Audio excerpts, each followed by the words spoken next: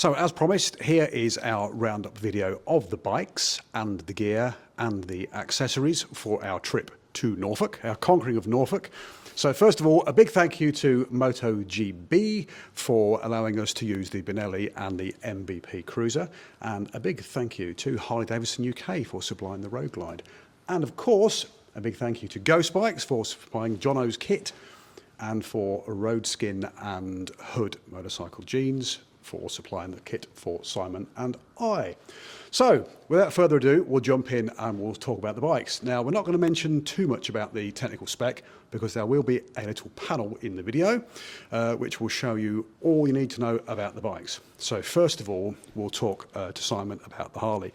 Now, Simon, you're a big Harley fan, that's true to say. So, how was the Road Glide for you? It was awesome. It was strange with the slight handlebars being a bit higher than I was expecting and had to get used to the weight, but luckily Harley-Davidson sent it over a good few days before we actually went away on the weekend and did our ride, so I had a few days to get used to it. But in general it was everything I thought. Massive engine, heavy bike, but once it starts moving, so easy to move around.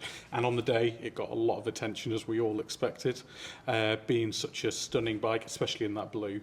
But all in all, it was the dash that surprised me the most because it was just massive. 12.3 inches of TFT dash. Yeah. It easily showed the speedometer. We had sat-navs going as well. So I was able to sort of lead us throughout, even though I think you were running one on yours as well. But the display was, everything was there that you needed. There's so many different rider modes, which I didn't explore too much because I didn't really need to, and I wanted to try and ride it as bare as I could. I think the power was surprising as well. I mean, when you came past us on a few occasions, my God, it shifts, doesn't it? Yeah, it's a big bike, but it does move, and as much as they have jokes about Harleys and how slow they are, that's not slow. That is not slow. That is not slow. It really flew, and the lights on it on one night, I did get home a bit later than I thought, and that LED light on the front is so bright. It really did light up everything. I could see exactly where I was going. I mean, it's not the sort of bike you'd expect to see at Snetterton Race Course, but it did turn everyone's heads, didn't it? Especially with that big front tyre at the front end. As it comes rolling past, you can't miss it. Stunning bike. So the big panniers on the side, plenty of room in there?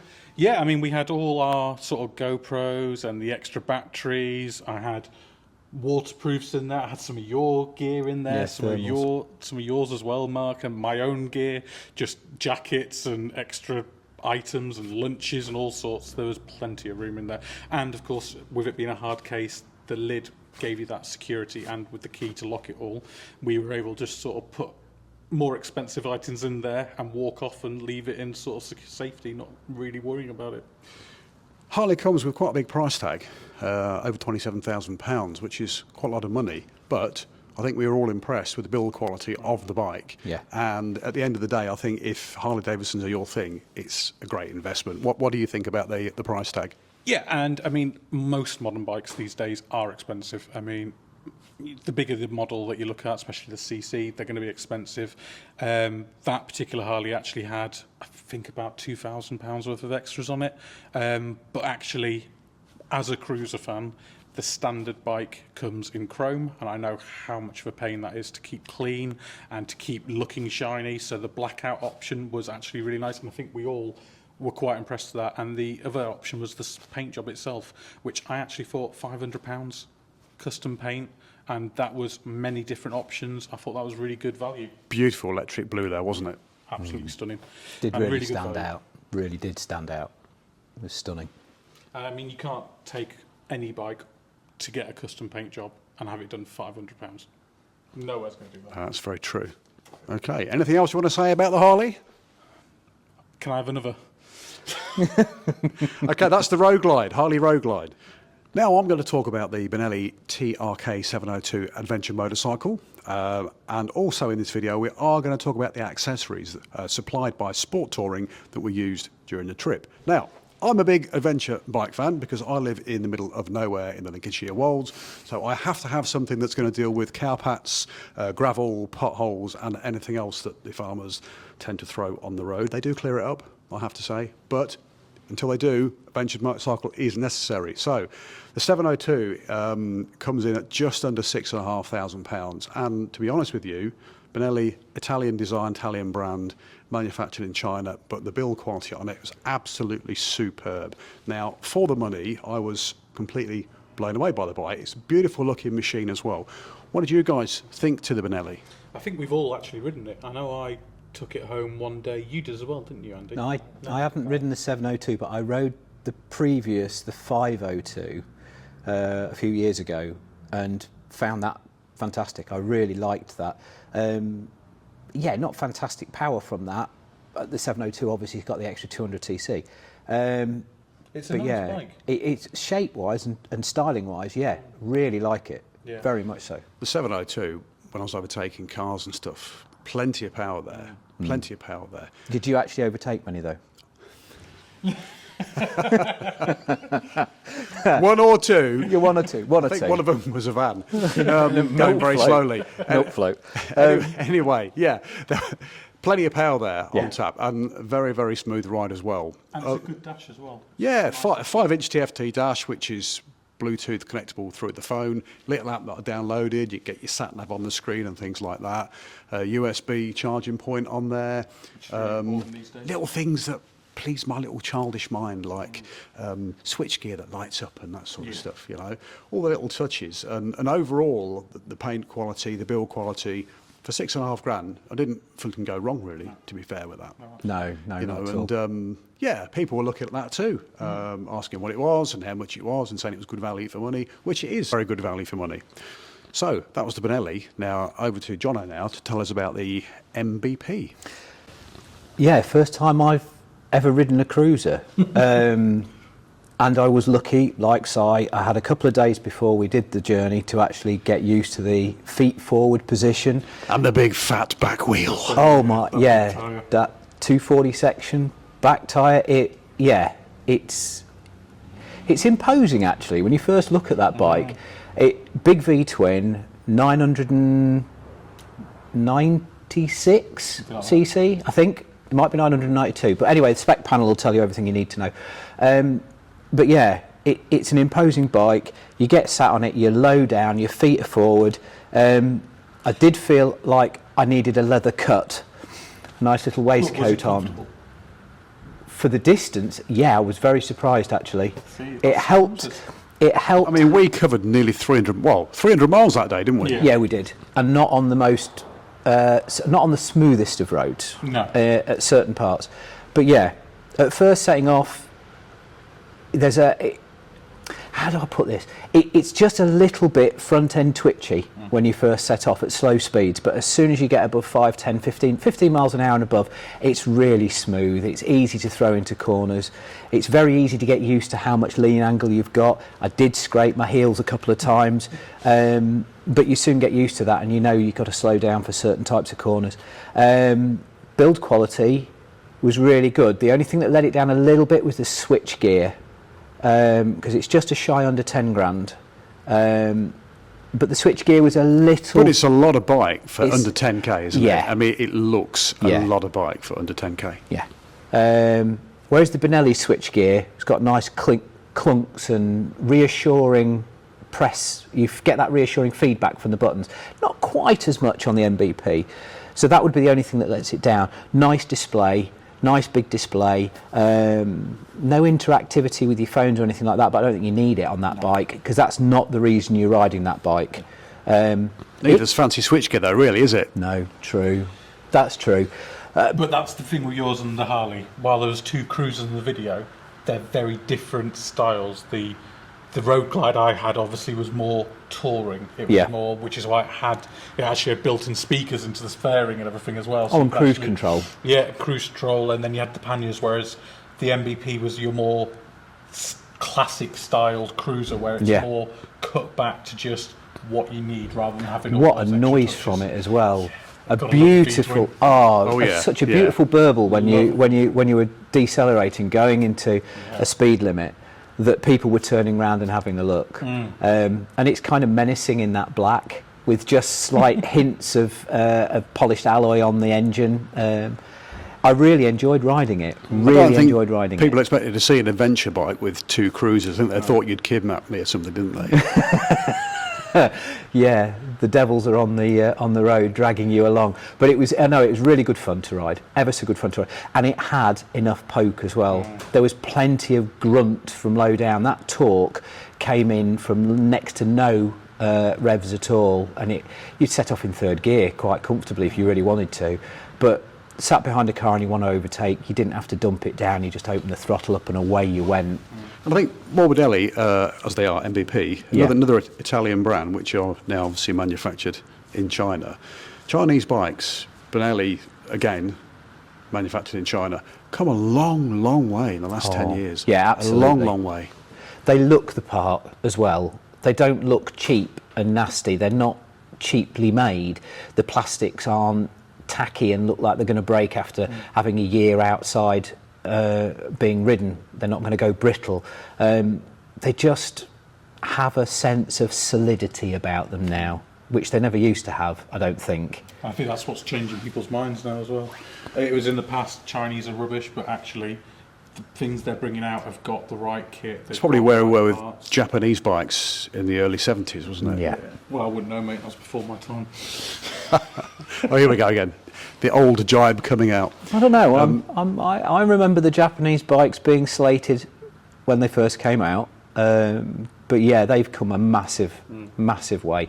So these Chinese bikes are just following on. Yeah. And I think what's interesting for me for the day as well was I was interested to see how economical they're going to be. And I don't think that any of us ran out of fuel any different to anybody else. They're all pretty much the same, pretty decent on the fuel.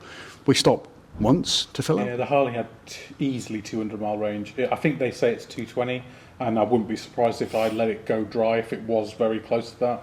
But yeah, I think we all filled once. Yeah. It was, to be fair, what you could say, it was quite a cheap day really in terms of fuel. Yeah. It was that one pickup.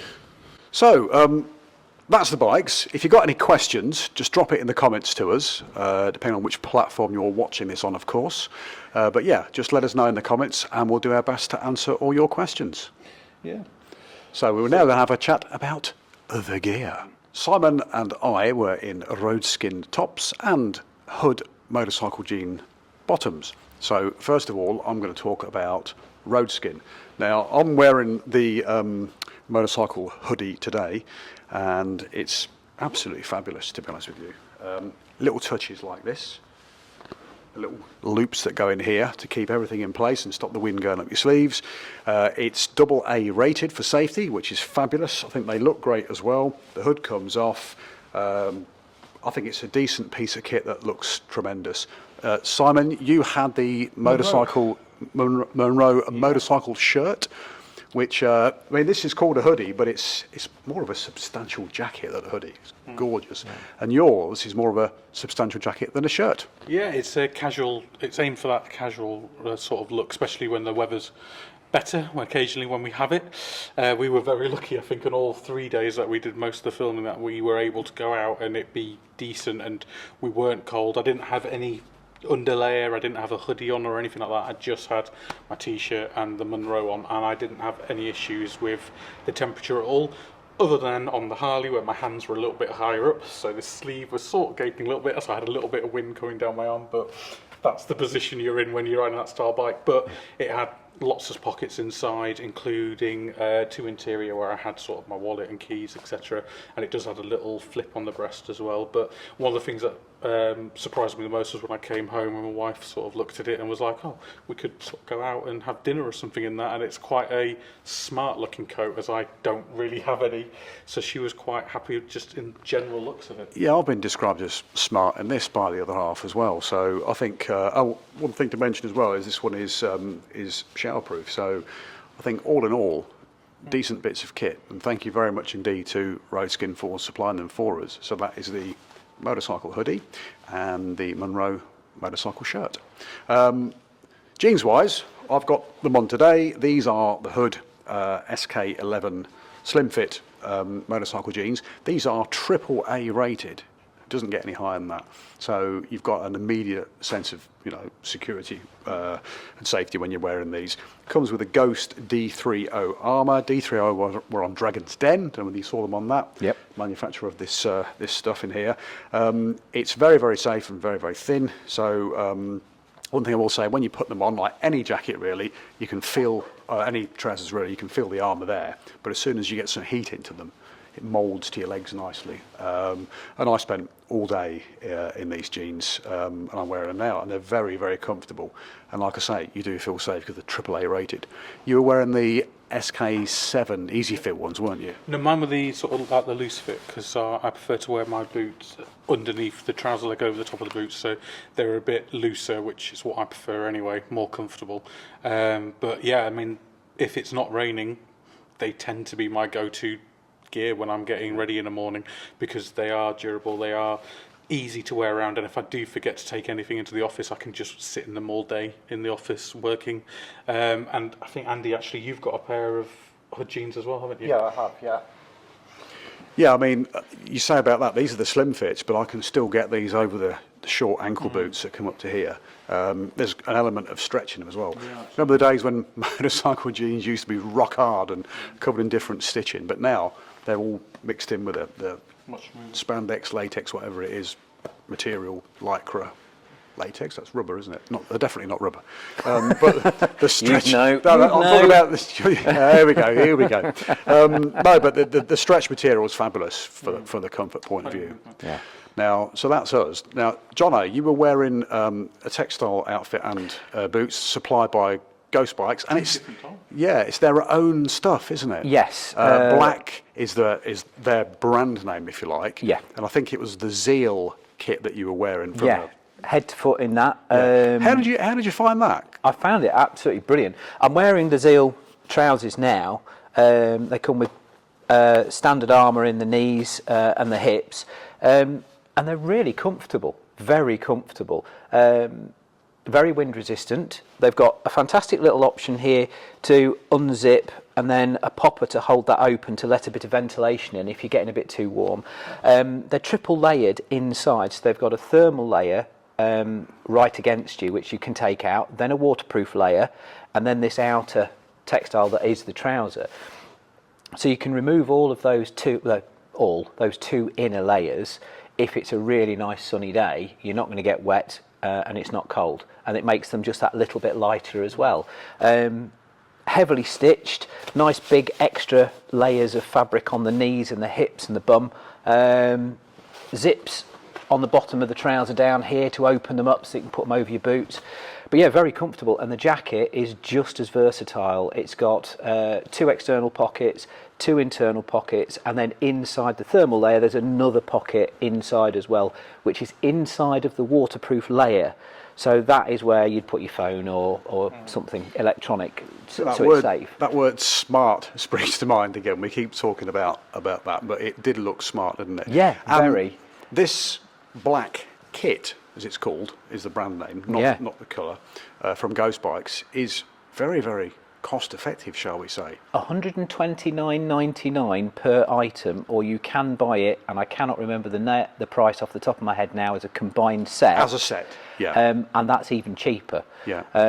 But yes, price point wise, it's bang on. And one thing I want to point out here, obviously Ghost Bikes being a very reputable retailer, with their own branded stuff, it is AA rated, which is fabulous. Now, I've seen a lot of cheap kit appearing in my Facebook feed recently, very, very cheap price, and if you look into it, it's just got an A rating, which is, you know, you're gonna need AA really if you're going to do any riding, proper riding.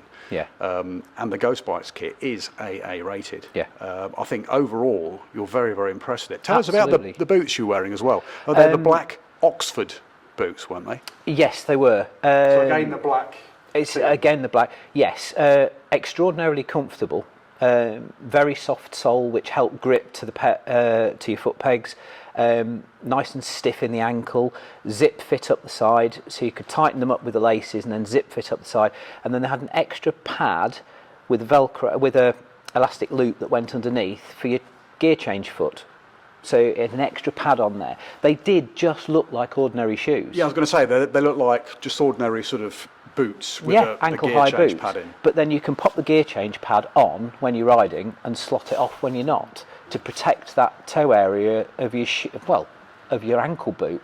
But they were stiff in the ankle, so they didn't feel like there wasn't protection there when I was wearing them. I'm not actually wearing them now, but they were brilliant for the day, absolutely. And to walk around in as well, they weren't uncomfortable. Some boots I've had in the past are very stiff, and when you're walking around, you're almost getting blisters walking around in your boots when you're at a racetrack or you're at an event or something like that. These, no problem at all. So, it's important to remember that we're out on the road testing these bikes. If we didn't have confidence in this kit, we just wouldn't wear it, would we? No, we wouldn't wear the kit. Even though we get it supplied, we wouldn't wear it if we didn't feel comfortable wearing it. So go check out Ghost Bikes for their black range and their other stuff. Go check out Hood Motorcycle Jeans, and go check out Roadskin as well.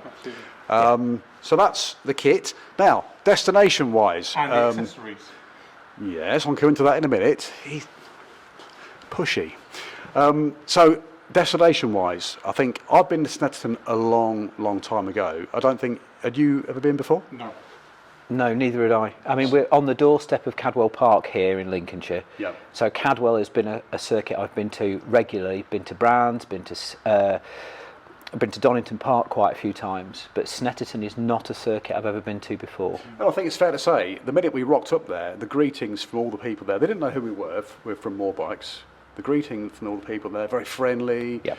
Very well organised, pointing you in the right direction, plenty of places to park, plenty of places to get food, plenty of places to watch the racing. It was, I think, a very well organised track, I thought. Mm-hmm. Yeah, absolutely. I mean, much like Cadwell, which we've been to because it's on our doorstep, we've done a few little videos there for other brands, and it's all nicely laid out and it's easy to get around to. Snetterton surprised me just at how big it was compared to Cadwell. I mean, Yeah. they're on the BSB calendar, so they're going to be good. But Yeah. we really enjoyed ourselves. Yeah, it was really nice, and it was easy to get to. The roads, there was no scary back roads or anything. It was right on the way, dropped straight into and the whole site itself was laid out well. And the noise, as soon as we got close to the track, that you expect from the bikes, was just greets you as soon as you take your lid off. It surprised me straight away that you rode over a bridge and you're right smack bang in the middle of the circuit. Whereas at Cadwell and other circuits you've been to, you're initially on the outside of the circuit, and to get to the inside of the circuit, to the infield, to be able to view those other areas, you have to go through a tunnel or you have to cross a track or something like that. This, you're straight over a road bridge and you're on the infield and you feel closer to the racing.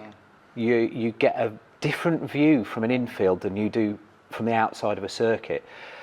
And it was great. And we were very blessed with the weather. We really were. Particularly good day that one. And So after that then, we moved on to the coast. We went up past Norwich, up to Cromer, and then we headed round through Sheringham, Blakeney, all the way through to Hunstanton, didn't we? yeah, I personally really enjoyed that part of it. What did you think to the North Norfolk coast? it's beautiful. I've holidayed there with my kids many years ago, but the road, although fairly slow in places because you're looking at 30s and certain villages 20 miles an hour, it gives you a chance to actually look at what you're... Take it all in, yeah. And it's fantastic. Absolutely brilliant. Really enjoyed it. And actually at Sheringham as well, there was the Heritage Railway line there as well, which there was, I don't know if you saw the steam engine. Yes. Yeah, we should have stopped and actually had a look at it a bit longer. Oh, when we steam! were passing, but it was nice sort of passing through and seeing that sort of part of things as well. Yeah, even while taking it riding. in while you're riding, it's so easy just to get... Miss it all. You get your head in the idea that you're going from A to B and that's it, not really looking. But this was a journey where we were actually taking in the sights. So many little villages with pubs that were absolutely packed, and little restaurants, and the amount of times I smelt fish and chips through those villages made me really rather hungry, unfortunately. But other than that, the journey itself was brilliant. And then we arrived at the capital of the North Norfolk Coast, Hunstanton, for our final destination of the day. Now that was absolutely heaving with bikes, wasn't it? Yeah. Right near the sea. I mean, you could have been... It's all bike parking, wasn't it? You could have been on the Costa del Sol, couldn't you, gents? It was nice. It was really nice. And parking up, instantly you were surrounded by interested people looking at Like-minded your bikers, bikes, yeah. wanting to know where you've come from and all that. And we bumped into that young lad on the 125 who'd ridden all the way from Leicester on a little 125 just to get to Hunstanton, to sit on the front, and see it what's was about. great. It was really nice, That's really that nice. standard bike sort of fraternity that there is, that you just meet up with anyone, can't you, and just chat about bikes for a bit and then sort of carry on and do your own thing. And some good food. Yeah, absolutely. Yeah, There was some great food. That little fantastic calf on. It was a little. Little van, wasn't it? On the Yeah, front? it's like a little van, but she did some cracking burgers. Yeah, and free chips with everything. Yeah. Yours was, Whatever a, you yours was bought a heart was free attack in a chips. bun, yours, wasn't it? Yeah. Or was that yours, Jono? No, that was mine. That was I had, yours, I had Like the. Could only well, I've got a big enough mouth, but I could hardly get it around it. Yeah, I very nearly finished it. I'll say that I very nearly finished it. But all in all, it's a cracking day out. Well, yeah, let's talk about the accessories that we were supplied with now. Over in Wales, there's a business called Sport Touring, and they very, very kindly, a mail order business and a shop, and they very kindly supplied us with some very decent accessories to use for the day. First of all, we had the RAM mounts for our phones, sat navs, etc. But most importantly, our GoPros.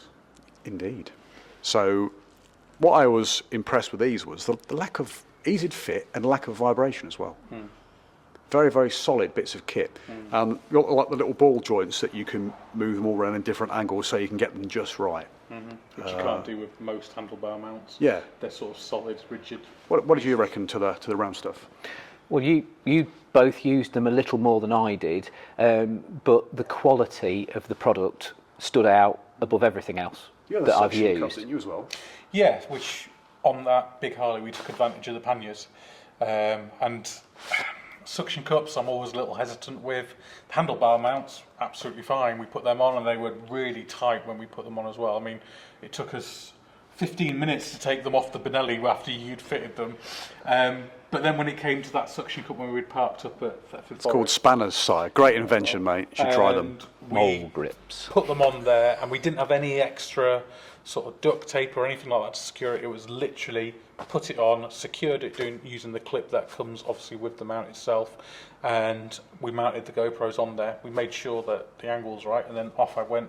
I did check a few times when we were, and you guys were on the intercom system saying, no, yeah, it's fine, after I was checking. Yeah. And I was up to 60, 65, I think, when we were on Dual carriageway. overtake, yeah. And Well, we were 65. well, yeah, but We were 65. but on those, you know, I on was those miles higher ahead of them. speeds- At those higher speeds, yeah, it was. There was No, it was really didn't solid. move. I think when you've got a few hundred quid's worth of camera, a few hundred quid's worth of phone, you want something that's going to look after it. And Yeah. these RAM mounts, I mean, all day I was like poking it, wiggling it, and it wasn't moving, and Yeah. it was holding the phone That well. suction cup, when you put it on the pannier, didn't you grabbed hold of it and moved it, and you could actually see the pannier flexing. I'm surprised you didn't try and stick it on my head, Si. Well, It's not shiny enough. The pannier was Anyway, better. moving on. So that was the RAM mount, and then the next thing we had, I mean, I have to say, we tried the bikes with and without these bits of kit. Seats are very good on the bikes, it has Yeah. to be said, but these just add another dimension to comfort. Now these are the Airhawk. This one has got the straps taken off, which is still on the bike. I just brought this in to show you. This is the Airhawk motorcycle seat cushion. Now it's fully inflatable. You can unzip it here, and there's a little blowing bit. Shall I, Jono is now going to demonstrate. yep, little valve there. Dead easy to, you just Yeah. rotate the silver part and it deflates, and then You blow it up to blow it inflate. up, you just literally blow into it. And then tighten it up. So you can get your bottom just right from a comfort point of view. Yeah. And I think if you're going to do hundreds of miles, then these are really good, aren't they? They're a good option. Yeah. They're a very good option, yeah. There's lots of different options out there, and they were certainly good options, and also fitting them was really easy. Oh, super easy to fit. Just a couple of straps, tighten them Yeah. up to get to the right point, and jobs are good. Away we went. Overinflate them, sit on them, unzip it, and while you sat on it, just release the air out until you can just feel yourself just above your seat, and as you're moving around on it, you can feel the air moving around underneath you.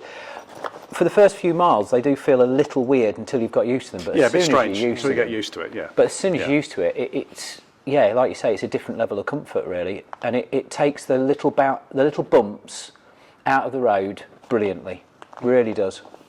So that's the Airhawk motorcycle seat cushion and ram mounts supplied by Sport Touring.